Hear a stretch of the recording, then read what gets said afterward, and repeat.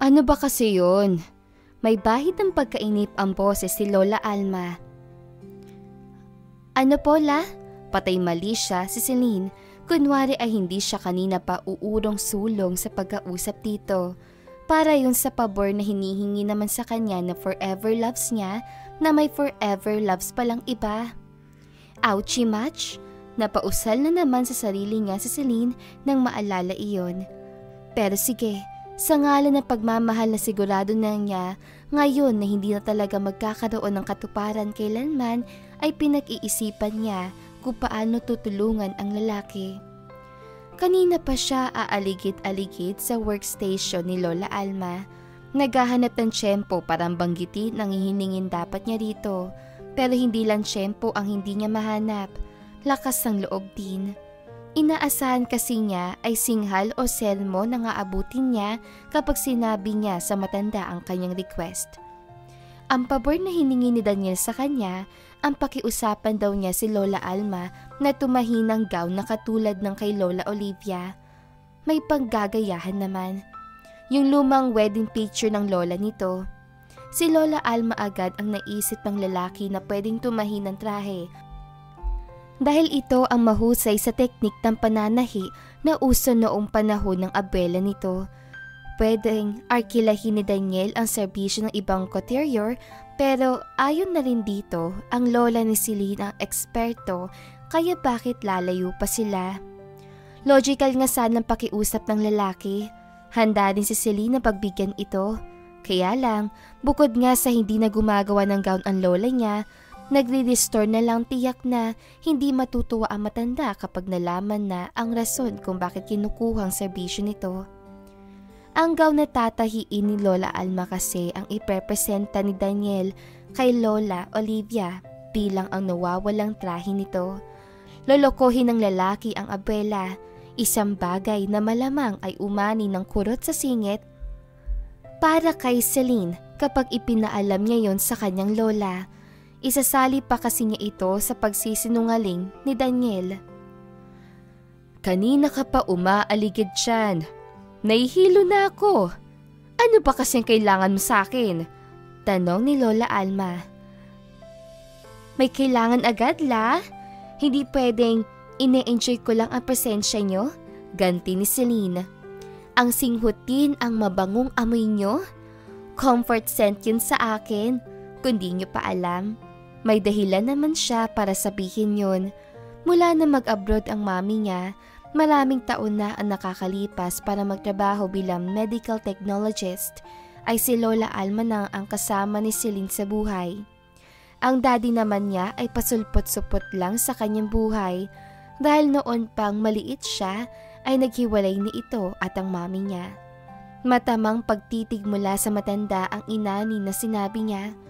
Bahagya pa nga ibinaba ni Lola Alma ang salamin nito para matignan siyang maigi.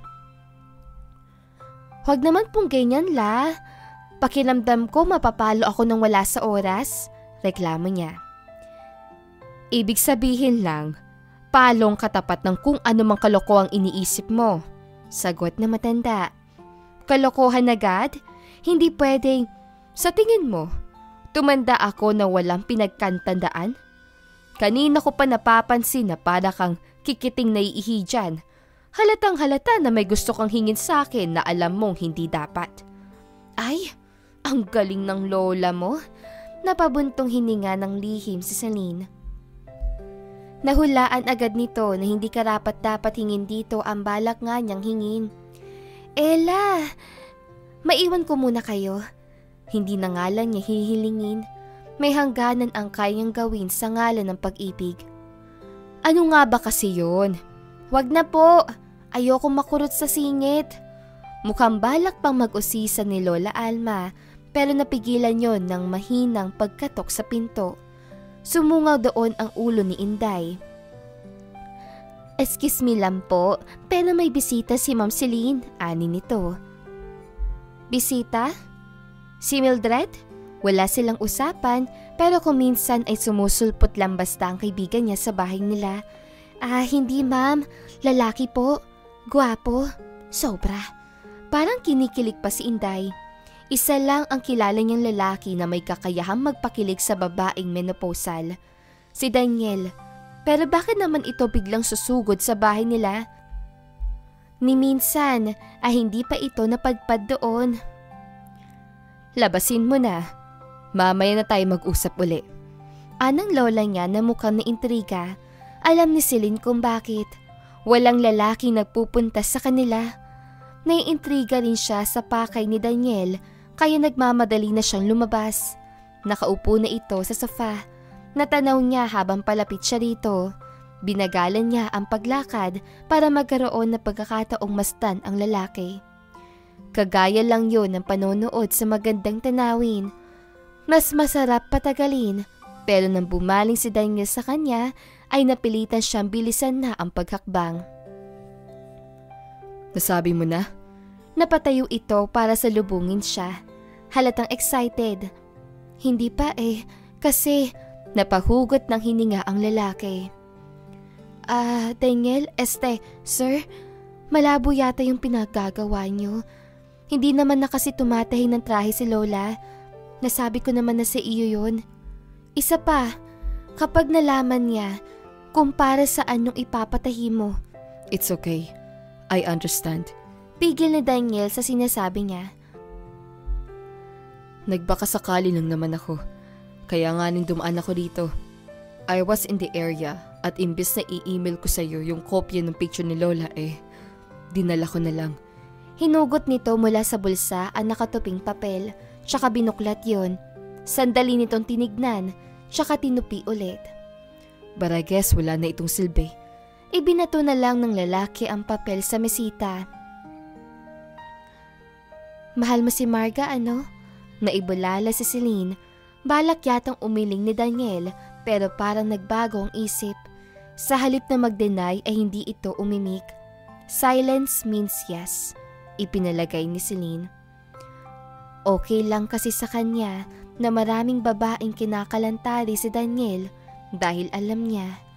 Walang malalim na damdamin ang lalaki sa kahit sino sa mga yun. Naglalaro lang ito. Nagtatampisaw sa batis. Pero iba pala kapag nalaman niya na mahal nito ang isang babae. Mahal to the point na handa itong gumawa ng mga bagay-bagay para lang matuloy ang ipinagkasundong pagpapakasal ng mga ito. Ay, ganyan talaga ang life. Ano ba? Sita ni Celine sa sarili. Ano ba ang kailangan na bisita mo, Celine? Parang napakahalaga. Sabay silang napatingin ni Daniel sa nagsalita. Magandang araw po. Kayo pala ang lola nitong si Celine. Madalas po niya ako yung mabanggitin. Kaya pakiramdam ko kilala ko na kayo. Sabi ng lalaki. Ako nga po pala si Daniel Garcia. Boss ko siya la. Nilinaw na agad ni Celine yun bago pa mag-isip ng kung ano-ano ang lola niya. Ako naman si Alma. May maipagdilingkod ba kami sa'yo? Tanong na matanda. Tumingin si Daniel sa kanya. Alam niya, nagtatanong lang ito, kaya hindi karapat-dapat ang reaksyon niya sa pagtatama ng kanilang mga mata. Yun para siyang sinuntok sa sikmura, kaya ilang sandali ay hirap siyang humugot ng hininga. Ganda lang kasi ng eyes. Sobrang expressive. Kung pwede lang, ay mas gugustuhin niyang magtitigan na lang sila. May gusto kasi ipatahi na trahe itong si Daniel la.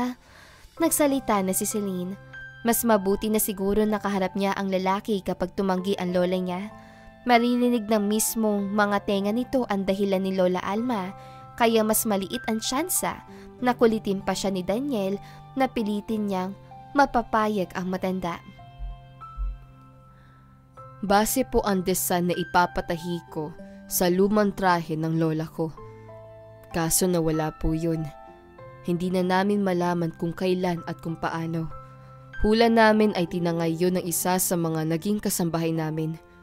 Ilang henerasyon na po ang mga napangasawa ng mga lalaking Garcia ang ikinasal na ang trahe na yun ang suot. Naniniwala po si Lola na hindi magiging matagumpay ang pagsasama ng mga ikakasal kung ibang gown ang isusuot ng bride. Pero kung nawawala yon, ay paano na? Tanong ni Lola Alma. Ako po hindi naniniwala sa pamahiin. Para sa akin, nakasalalay ang pagiging matagumpay ng pagsasama na ikakasal doon sa mga taong involved. Kung may pag-ibig sa puso nila, kung handa sila magmahal ng tapat at magsakripisyo sa ngalan ng pagmamahal na yun, magiging masaya sila at malalagpasan na masiguro ang mga pagsubok. Mas para kay Lola, kaya ko gawin ang iniisip ko. Natigil sa pagsasalita si Daniel. Iniisip siguro kung itutuloy pa ba nito ang sinasabi. Huhulaan ko. Gusto mong ipagaya ang nawawalan trahe ng lola mo at yon ang ipapakita mo sa kanya. Ani ni Lola Alma. Ang galing talaga ng lola mo. Naiwi ka ni Celine sa sarili. Ang daming talents. Mananahi. Extraordinary na. May career pa bilang fortune teller. At yon na hindi mo masabi-sabi sa akin. Tama? Baling naman ito sa kanya. Itinaas na lang ni Celine ang dalawang kamay. Suko na siya sa husay manghula na matanda. Nagpalipat-lipat naman ang tingin ni Lola Alma sa kanilang dalawa ni Daniel. Pagkatapos ay humugot ito ng hininga. May paggagayahan ba ng trahe? Tanong nito pagkalipas ang ilang sandali. Mayroon po. Excited na ulit ni Daniel. Nagkukumahog ito sa paghagilap sa nakatuping papel na inihagis kanina sa mesita.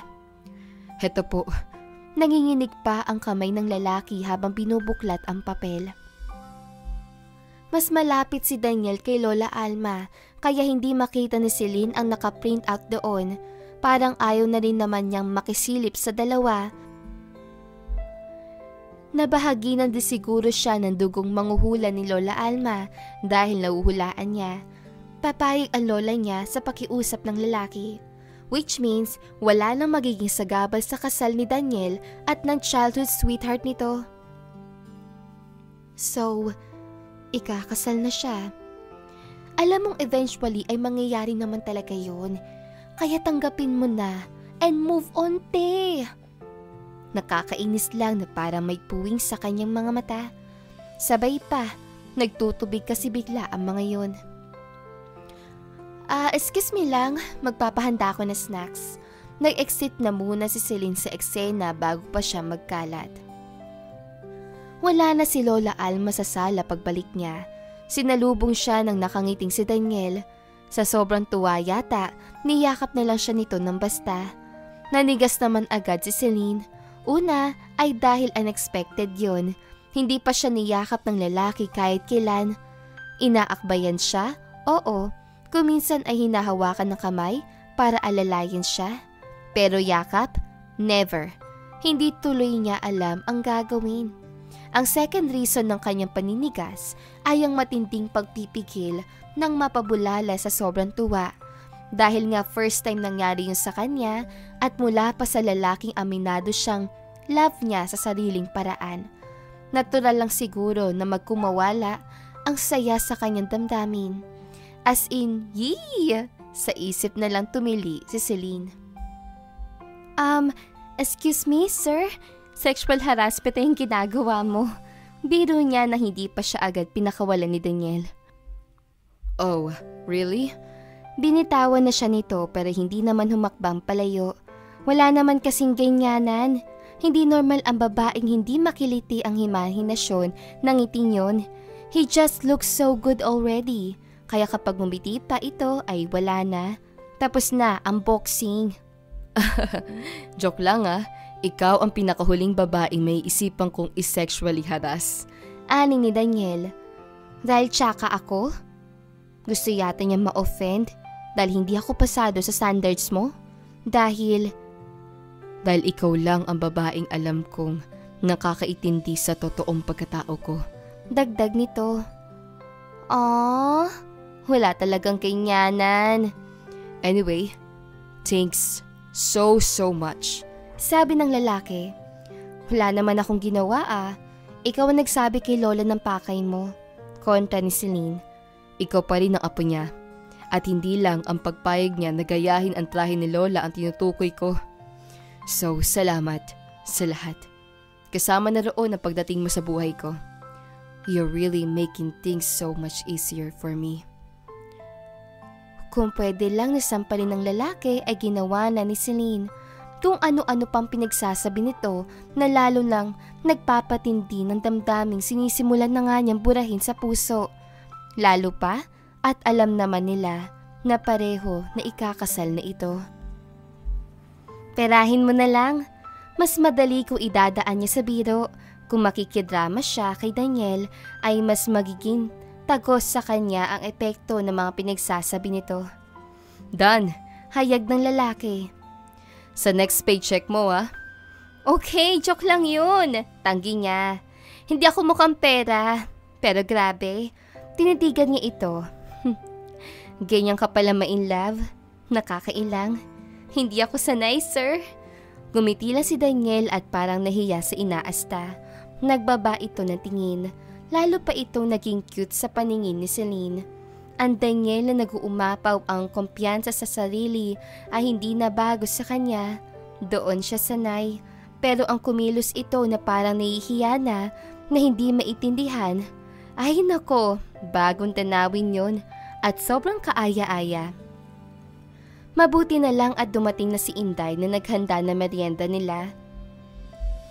Napilitan si Celine na alisin na ang pansin sa lalaking masyado lang talagang kapansin-pansin. Salamat, Day, sabi niya sa katulong. Sige na, ako na dyan. Nilapitan niya ang tray na inilapag ng kawaksi sa mesita, tsaka sinimulang abutin ang mangkok ng fruit salad. Let me. Pareho pa sila ng iniisip ni Daniel, pero nauna siya ng 1 segundo sa pag-abot sa mangkok. Ang nangyari, ang dalawang kamay niya ang napasapu ng lalaki. Napakasimpleng pangyayari, right? At hindi pa sinadya. Kaya bakit? O bakit? Kulang mangisay siya sa pagkaalog ng lahat-lahat sa kanya. Kasi naman, okay na sana yung nasapu ni Daniel ang mga kamay niya by mistake. Walang mali siya dahil hindi naman sinadya. Pero bakit ba hindi pa siya agad bitawan nito? Bakit parang natigilan pa ito sandali? Pagkatapos kasabay ang maaliwalas ng ngiti ay pinanatili ng lalaki ang mga kamay sa kinaroroonan. Nakakarami ka na sa sexual harassment mo, ha? Komento ni Celine na may kasamang ismid. Oh, sorry. I just like the feeling so much. Sagot ni Daniel, tsaka siya binitawan na sa wakas. But really, let me. Iniumang nito ang mga kamay. Nanlambot bigla sa Celine kaya pakiramdam niya ay mabibitawan niya ang mangkok kapag nagpilit siya ng angatin iyon. Sige, go! I-push mo yan, sabi na lang niya. Tsaka iminuwestro na ang lalaki na ang kumuha sa serving dish na may laman na fruit salad. Pinangatawan ni Daniel ang pag-aasikaso sa merienda nila. Ito na rin ang naglagay na fruit salad sa platito. Naalala pa ng lalaki na paborito niya ang cherries dahil hinahanap pa nito ang cherries na nakalahok sa salad at dinagdagan yun ng nasa platito niya. Lalo pa natuloy na alog ang mga kalamnan ni Celine, kaya naman pala walang kahirap-hirap itong nasusungkit ang kahit na sinong babaeng matipuhan nito. Napaka-natural dito, sobrang effortless ang pagiging maalaga. Ilang daang puntos sa pogi pinstuloy ang nahakot ni Daniel sa simpleng ginagawa nito. Taken na yan! Kinailangan pa niyang ipaalala yun sa sarili. Taken na! Hindi kailanman inambisyon ni Celine na maging kanya ang lalaki, pero sa pagkakataong yun, kung bibigay siya ng nag-iisang kahilingan sa mundo, hihingiin niya na iregalo na lang ito sa kanya ng kapalaran. Hindi rin. Mabilis niya yung binawi. Kung yung mga ordinaryong lalaki nga ang nakakasakit ng ulo kapag minahal sila, paano pa ang isang katulad ni Daniel na alam niyang naguunahan, nagsasabunatan ang mga babaeng handang dumakma rito, malingat lang siya. Memenoposin siya ng maaga kapag nagkataon, kaya carry na. Dapat pa nga siya siguro niyang ipagpasalamat na taken ng lalaki at mahal pa nito ang babae. She should be happy for him, and she was. Pero hindi lang niya maiwasan na malungkot kahit paano. Kain ng kain. Sabi ni Celine kay Daniel na mapansin na nakatingin ito sa kanya. Para nagtataka, ewan niya kung ano ang kanyang ekspresyon kaya minabuti niyang atupagin na rin ang pagkain. Dumadami na ang pabor na hingi ko sa'yo pero baka pwedeng humilit ng isa pa? Anang ng lalaki. Yon ang isa sa mga katangiang gusto ni Celine kay Daniel. Boss niya ito pero madalas hindi pa utos ang tono nito. Imbes ay parang ka-level nito ang kausap o kaya ay parang kaibigan. Ano ba yun? Madugo ba? Parang atay kong hihilingin mo i-donate ko Ganti nga. Natawa si Daniel. Yan naman ang gusto ko sa'yo. Ganda ng sense of humor mo. I don't need your kidneys. What I need is your help sa pag-aayos ng proposal ko kay Marga. Salamat na lang pala at hindi umaasa ng kung ano pa man si Celine. Kung hindi ay baka pakiramdam niya na mga sandaling yon ay isinaksak siya. Straight to the heart. Proposal? Di ba nag-propose ka na? Sabi niya. Hindi proposal yon. Nag-confirm lang kami ng kasunduan. Tapos, may mga unfulfilled condition pa. Ngayong alam ko may iba may ipapakita na akong trahe, bala kong mag-propose ng formal. Yung maganda, yung memorable. Can you help me? Oo naman. Ako pa. Salamat ulit. Umakma si Daniel na yayakapin siya. Napuno tuloy ng antisipasyon si Celine kahit alam niyang walang ibang ibig sabihin ang yakap nito. Pero paasa ang magaling na lalaki. Sa huling sandali ay umatras ito. Baka idemanda mo na talaga ako ng sexual harassment. Katwiran nito. Buti alam mo. Ganti niya para hindi obvious na nabitin siya. Parang malalim ang iniisip ni Lola Alma habang nakatitig sa trahe na nakasuot sa manikin. Yon ang pinag-ambisyon ng isukat ni Celine. Sa sobrang lalim ng iniisip na matanda, ay hindi nito napansin ang pagkatok niya sa pinto, pati na rin ang paglapit niya. Nakakalunod la, sabi ni Celine nang nakatayo na sa likuran ni Lola Alma. Napalundag pa ito. Ano ka bang bata ka? Ba't ka ba bigla sumusulpot dyan? Ninja ko la, hindi mo pa ba alam yon? Umamba ito nang kukutusan siya. Umiwas si Celine kahit alam naman niya na hindi naman yon itutuloy na matanda.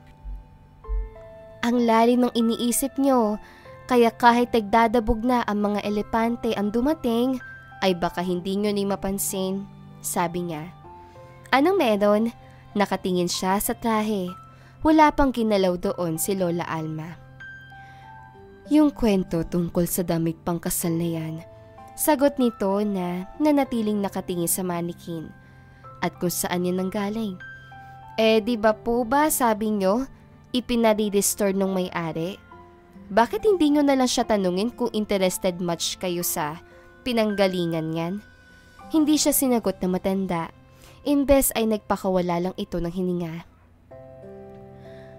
Yung lalaki na parito, boss mo ka mo siya? Tanong nito. Yes la. Tumango-tango ito. Magandang lalaki. Ani nito. Ay, super la. Pagsang-ayon niya, tumango muli ang matanda, tsaka umusal uli ng Pero, teka la. Mabuti at napapayag niya kayong kopyahin yung trahe ng lola niya. Malaking kababalaghan yun para kay Celine. Hindi na kamo kayo nananahi, di ba? May mga patakaran na kung minsan ay kinakailangan isang tabi sandali. Ani nito. Ngayon, kung pwede ay iwan mo na muna ako. Marami pa akong gagawin. Tumalikod na sa kanya si Lola Alma.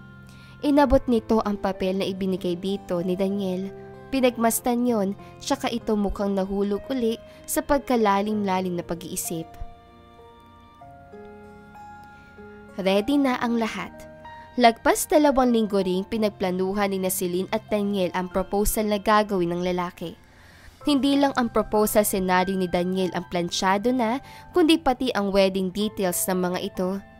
Hindi pa naman finalize dahil gusto raw ng lalaki na may say ang magiging bride nito sa preparasyon.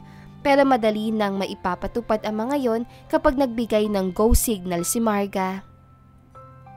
Sa maiksi pero mabilis ang paghahanda nila Daniel ay tsaka nalaman ni Celine ang kwento ng dalawa.